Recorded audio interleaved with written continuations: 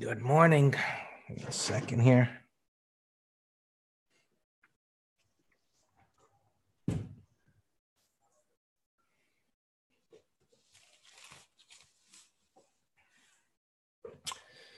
Let me start with all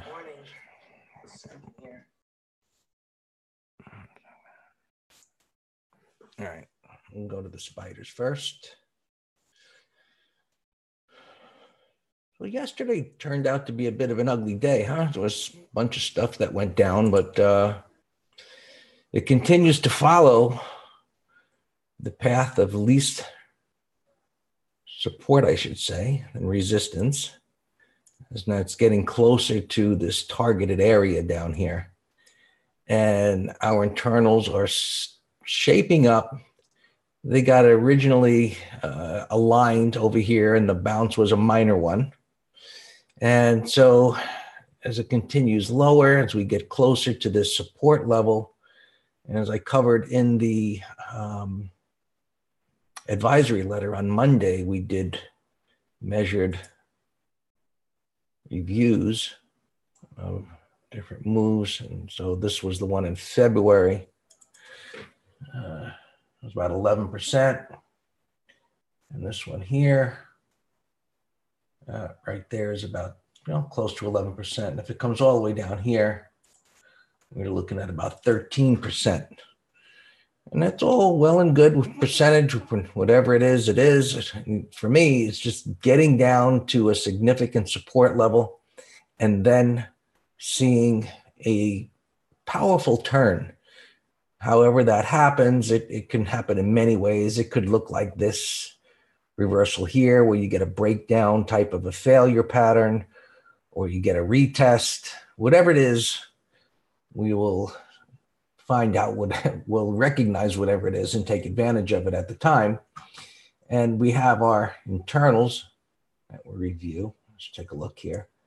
We're getting right down to the static 1.2 level. I suspect that's going to get tagged today, but we don't have a closing number until the close of trading, of course. So these bands adjust with the bullishness or bearishness of the market. But if you just look at decades of information, that 1.2 is the static level. And in a bull market, it doesn't get down there. Right? It'll hit one of these other bands. And in a bear market, it won't get up to 0.80. And it'll hit one of the upper bands. So you can see as we're getting into the close here, day to day, these option traders are leaning on the put side, buying bearish bets. And so far, they're being rewarded for that. But what we're looking for is this to be at an extreme. Breadth already hit an extreme, so it's getting there. And so moving down to this level, probably, which will happen, could be today or tomorrow. Just being down here, we know that these wrong way option traders are just going to get decimated. Historically, it always happens. They can be right for a little while. It doesn't last long, but the market is going to crush them as it always has, and every single time. So this move down has continued. We're getting close to the support down here. Let's just minimize this. So let's just see where the rest of these markets are going here. Qs look like they have further to fall. Where are they right now? 163, about in the same place, give or take. Well, they were down a little bit. Not much of a change there. So we'll see what happens. Ideally, it comes down to one of these support levels. And those of you that are new in the room or on YouTube, nothing to do with Fibonacci. That's hocus pocus analysis. It's, I'll tell you, it's just BS type of analysis, measuring different points, and the 6.618 and all that stuff is ridiculous. Just look to the left and see what prices stalled before, and that's where you're likely to see them stall again. And so the sooner you get all the crap off your charts with the squiggly lines and the horizontals and the trend lines and so on and so forth, the clearer things will become. been doing this for a lot of years. You just look to the left. It's like it stopped here, it stops here, and it's just prior reference point from the past. It's that simple. All right, Russell led the way down. It's holding here for the moment. So what often will happen is that what led the way down begins to stabilize first. It's just the selling tends to rotate from, what's already been washed out, so to speak. Doesn't mean it can't go a bit lower, but as it gets closer to a significant reference point of support over to the left, the selling tends to slow down in momentum. Can you draw a trend line so we know what to do? Yeah, we could do that later. We can play with the trend lines. I get a kick out of these guys that have, like 20 or 30 trend lines on their charts. And it's like, okay, draw one more. You'll catch the turn. You can prove your point sooner or later. So just like, as prices go up, whatever's leading eventually slows down and the laggards tend to catch up. The same thing tends to happen, whereas whatever leads the way down tends to stabilize first. And the ones that resisted the fall for the longest amount of time, they began to give it up. And we saw that a little bit yesterday as I started scanning through the charts and what was up on the day. And I started looking for things that were showing relative strength. As I saw the markets at that moment in time seemed to get washed out. The tick was at an extreme. And so anyway, what I saw was what was strong at that time. All of a sudden, over the last 5 or 10 minutes, they began to fall. And that is from a micro perspective because I was looking at an intraday chart. But, I think I even mentioned it in the room that, now that those started to fall, we were probably closer to some stabilization in the broader markets. So the Russell's already down there and it's chopping around a couple of days. And you can see on the 60-minute chart, it's going sideways. And this is the kind of multiple time frame alignment that we look for when a turn is close at hand. And even when it eventually stops, what we look for ideally is a couple of days of stabilization because then the intraday charts build up some support. And then as it begins to move up, you've got that level of support here rather than probably a situation like this where it comes down hard and it stalls and then it just pops up and falls. The more support you have, just common sense, the greater the probability of getting a larger move on a reversal. So, if you talk about a W bottom or a head and shoulders bottom, those are just larger patterns that are building up support over time, whatever the time frame is that you're looking at. So that's the essence of that. The head and shoulders bottom incorporates also a failure type of pattern, meaning the head was a downside shakeout. So that's why we look for them. Those kind of patterns, they just, accumulation patterns, or if it's at a head and shoulders top, a distribution pattern. Transports, they were holding and fell. They're kind of just flattish here, not doing much of anything. And the diamonds, which made the new all-time high right at the top there, began to accelerate to the downside. So when prices accelerate lower, right? So there's a difference between this acceleration. This acceleration came from an uptrend. So that's the start of a move. And what we want to see now is the acceleration to the downside, which would signal the end of the move. Right? So we shall see. S&P futures, just, inside day here, flip-flopping around. And Qs, inside day so far. And yesterday, when we started off, the markets looked like they were going to try and pop to the upside. And they had gapped up.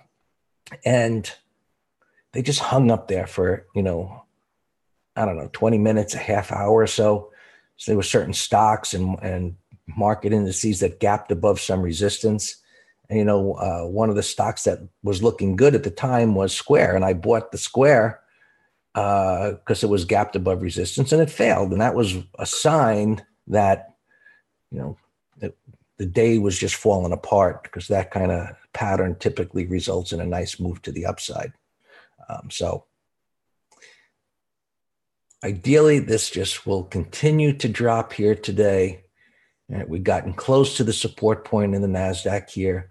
Ideally, coming down into this level, this area down here, our internals they're there, they're close. So we just need to see some stabilization, and stabilization starts with breaking above a prior day's high. And as you can see from where this move started, it hasn't broken a prior day's high. This looks like maybe a peekaboo up there. But as it goes down, right, as you start thinking, hey, maybe I should buy, well, maybe you should wait for at least a break of a prior bar's high before you bought. And as it comes down, if it stabilizes here for a few days, the move's going to be bigger, which is just common sense, because look, if something comes down like this and starts a V back up, there's going to be lots of sellers, and they're waiting up here. But if it goes up a bit and then comes back down, well, and then it holds this area and starts to turn back up, information has become available. Like, to those sellers that are up here, some might start thinking, you know what, this market's beginning to stabilize and maybe I shouldn't sell. Some are going to sell regardless, of course, but as this builds up a level of support, the probability of getting through this area increase for two reasons. The move back down eliminates more sellers as it comes down here, because now the fear increases again. And ideally, if it takes out the low and then reverses, it'll wash out some stops from here. And this kind of pattern just historically results in a bigger move than one that just starts from a V and starts heading up, where there's going to be sellers up there. All right.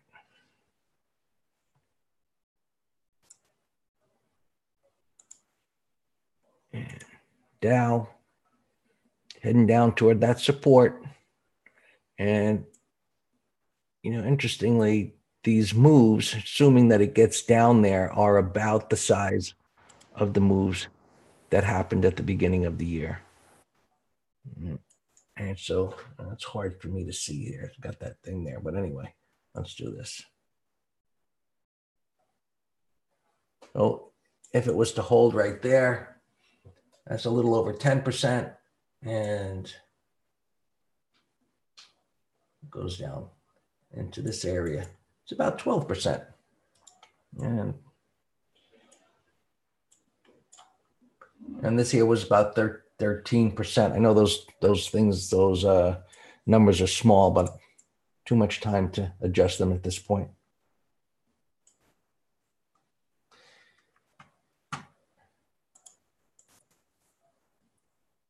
Bonds doing nothing.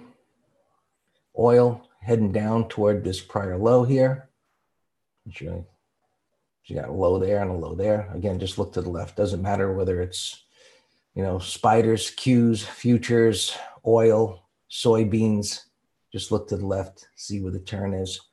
Gold, flattish here, backing off a bit from that resistance level there.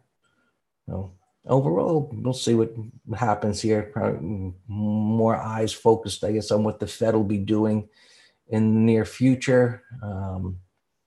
It's whether some inflation concerns continue or not. And just taking a look here. Oh boy, look at this. Well, if you ever wanted to buy the retailer giant Amazon, here comes your opportunity. All right, 1480, where's support on that? Well, if we pick a few areas, it's at 1480, and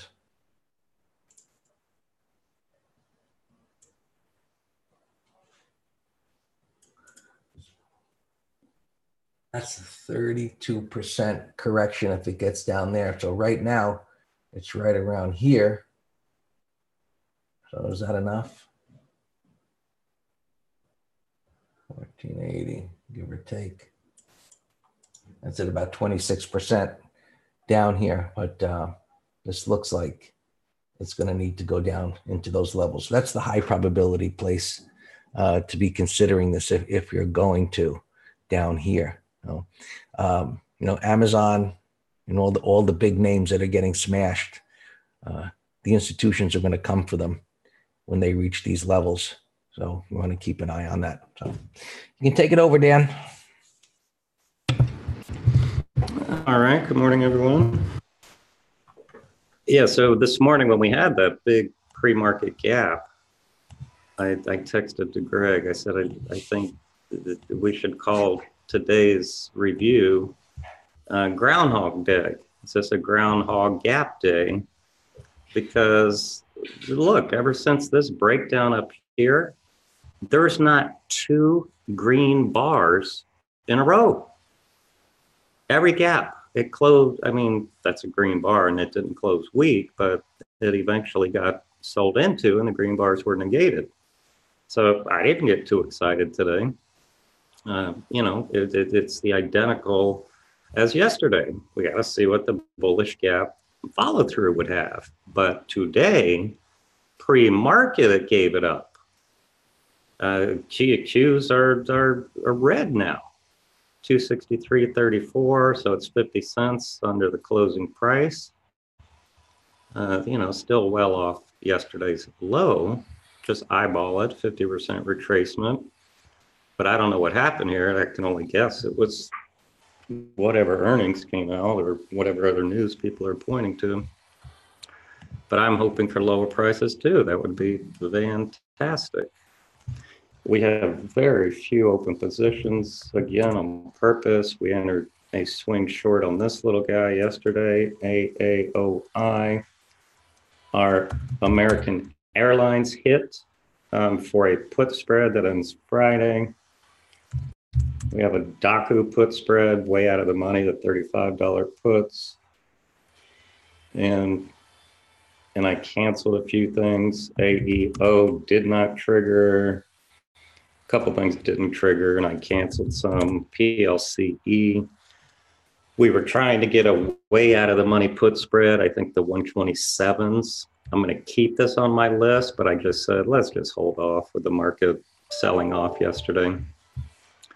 KSS was also strong. I did not give an alert, but the retail was showing relative strength in the morning. Let's look at some. We have plenty of gappers here today. ECL 137, very bearish gap,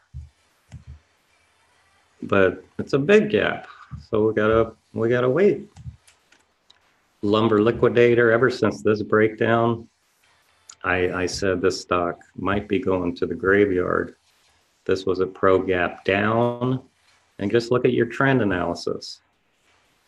Lower lows, lower highs, no green bars have any follow through to them. That's pure ugliness. ELVT, I don't know what's going on here, but looks like it's gapping the all-time lows. Here's my monthly, that's $6. So something horribly is wrong there. HZO. Bullish gap 2150, but I don't like the way that trades. That's too whippy for me.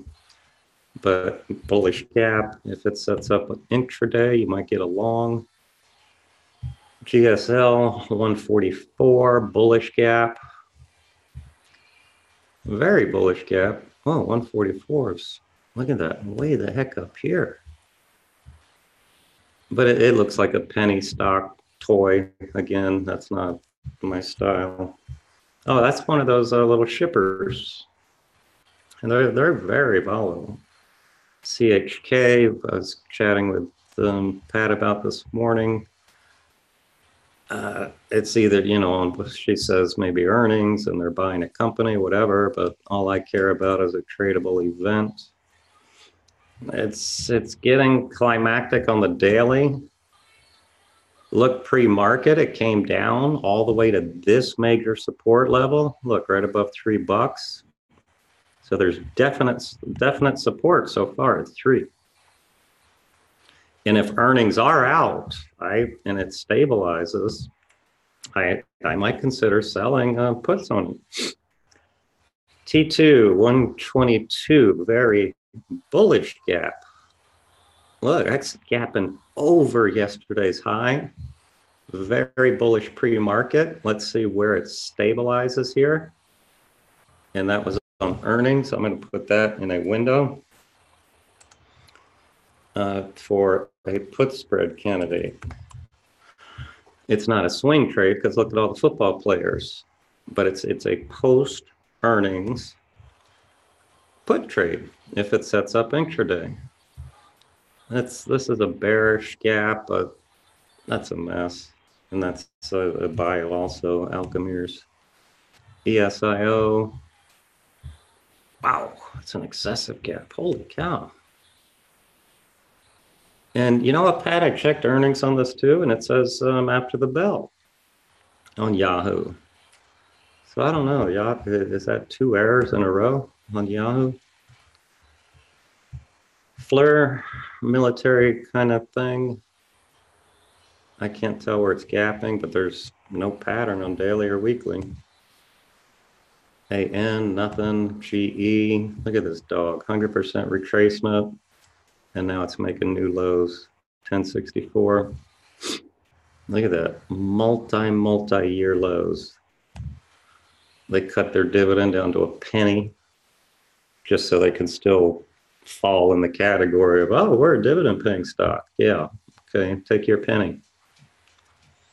UAA 2170, it's gapping way the heck up here. It's a very bullish gap, but no pattern. We'll come back to it.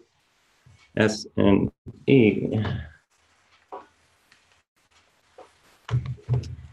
54 bucks, bullish but no pattern. Pfizer 4188, bearish. There's some resistance there, but maybe 30-minute low. It looks lower. MasterCard bouncing around pre-market, so in the daily and weekly look lower. In the monthly, look at the size of that monthly selling, and we've been seeing a lot of these. That's why there's been damage done across the board. LYB, it's light volume. I can't tell what it's doing, but no pattern, no rush. There's LL we looked at. Coke was up this morning. Yeah, I saw it up here. It had a breakout failure, slopping around.